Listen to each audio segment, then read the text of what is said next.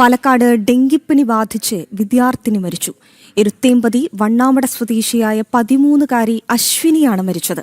കഴിഞ്ഞ വെള്ളിയാഴ്ച പനി ബാധിച്ച കുട്ടി തൃശൂരിലെ സ്വകാര്യ മെഡിക്കൽ കോളേജിൽ ചികിത്സയിലിരിക്കെയാണ് മരിച്ചത്. Chittur government Victoria girls higher secondary സ്കൂളിലെ 9ാം ക്ലാസ് വിദ്യാർത്ഥിനിയാണ്. ഈ വാർത്തയുടെ വിവരങ്ങളുമായി അരുൺ ആലത്തൂരാണ് ചേരുന്നത്. അരുണെ, തീർത്തും ദൗർഭാഗ്യകരമായ വാർത്ത.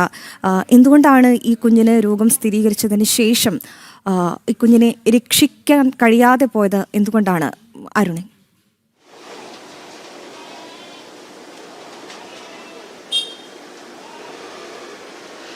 കഴിഞ്ഞ വെള്ളിയാഴ്ചയാണ് ഈ അശ്വിനി എന്ന കുട്ടിക്ക് പനി ബാധിക്കുന്നത്. തുടർന്ന് ഈ കുട്ടി ചികിത്സ തേടുകയായിരുന്നു. ആദ്യം കൊഴിഞ്ഞാമ്പാറ ചിറ്റൂർ മേഖലയിലെ സ്വകാര്യ ആശുപത്രിയിലായിരുന്നു ചികിത്സ തേടിയത്.